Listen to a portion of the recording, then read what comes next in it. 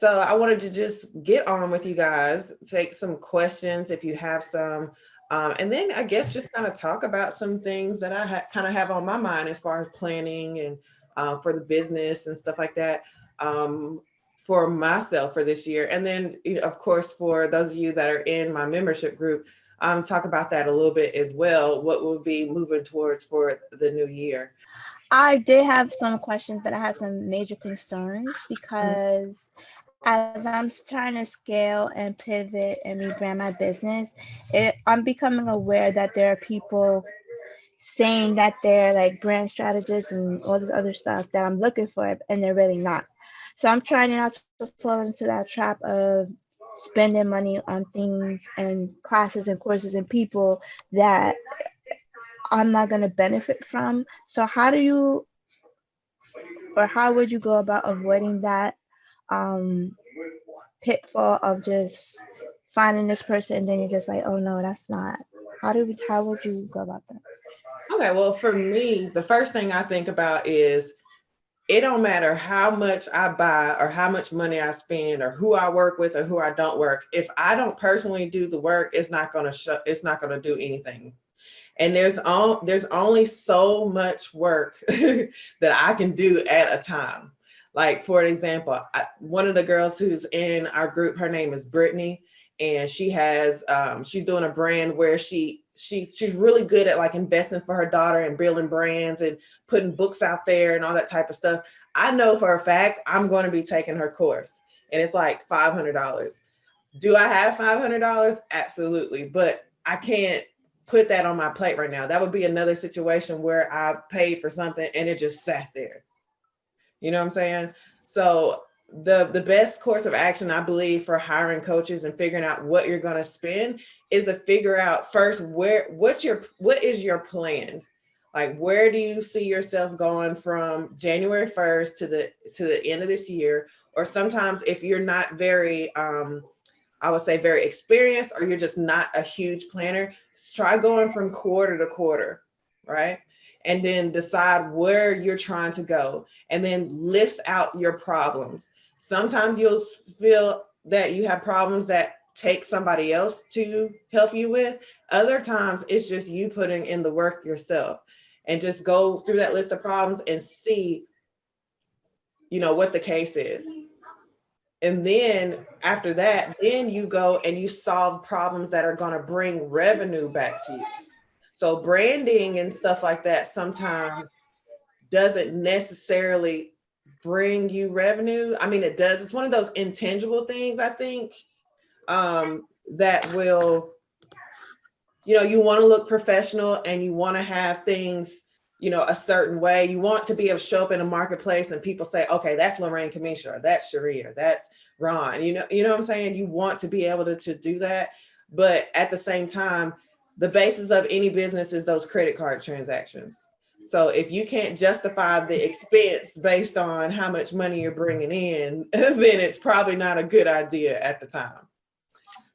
So Got solve it. Thank you. coaches solve problems. I solve a specific problem. I'm not the be all end all of what you'll need for your business. I'm in a specific place and I solve specific problems.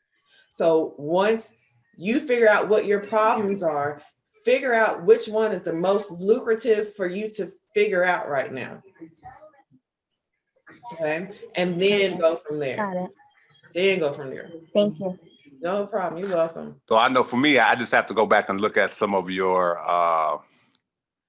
automation videos that you have in the group, because that's where I'm at now. It's like I was doing a flow chart. I met with a young lady that was helping me put my flow chart together, and it was like blaring red. Everything that was in red is stuff that I was hands-on doing, and it's like red all across the board. I'm like, Lorraine would kill me if she saw this. So, yeah,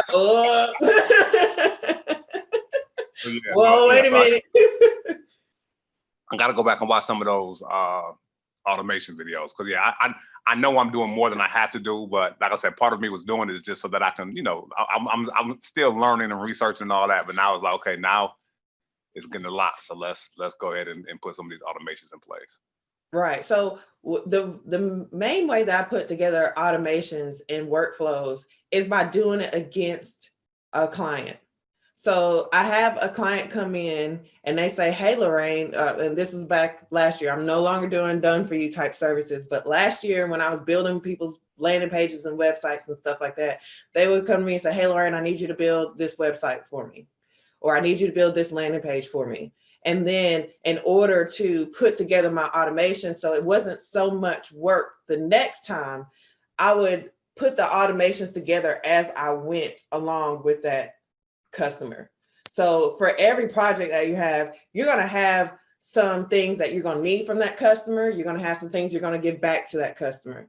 So I always start off with, okay, after we get the payment together, what is it that I need from that customer in order to start doing what I'm doing? Okay. And then I build systems around that. So if I gotta jump on the phone and ask the same questions over and over and over again for each client that I take in, that's going to be the first part that I'm going to automate. Like that's the first part. So most of the time when I do that, I do an automation with like a type form automation. So I can show you guys what one of those looks like. So on Acuity, when somebody scheduled an appointment for a discovery call, I'm asking all those questions that I need to be able to have the information to see, number one, are they even ready to work with you? Do they have what they need to have? Because as a coach or as a business owner, you should not be working with everybody. You shouldn't work, even if they pull their credit card out and they say, hey, I'm ready to swipe. No, hold on. Wait a minute. Because I need to know a lot. You know what I'm saying? I need to know where you're at. I need to know where you're trying to be. I need to know, are you ready? Do you have all these things that are required to do this work? Is this a right fit for you? Are you a right fit for me? And I've told my group this before. If you get one of those intake forms and they don't answer the questions like they should be answered, cancel those appointments. There should be no, it's a sales appointment. When I jump on the phone, I've got all the information. And at that point, it's not a pick my brain session. I'm not solving your problems. I'm seeing if you are a right fit for this program. I'm seeing how invested you are. I'm seeing, are you ready to do the work? Not, going over all these testimonials and telling you about, giving you all these conversation about solving your problems and stuff like that. So there's that. But here are a list of some of the type forms I have, and these are all automation. So a front end automation would look like this. This is actually for my math tutoring site. So when they come in, I need to know some information about them before I can even recommend a solution. These are needs-based questions. Okay. So in order for you to even figure out if this is a right fit for your company, you need to ask needs-based questions. If people are jumping on your phone and they're asking questions, you know what I'm saying? They're just, hey, how much is it? And what does it come with? And what can we, that type of thing, then you've missed some opportunities before that call to automate that process. You need to do an FAQ, and video FAQ works best because people don't like to read. And if you're doing a video FAQ, you need to keep those videos to, I would say, 3 minutes or less. As short, as sweet as possible.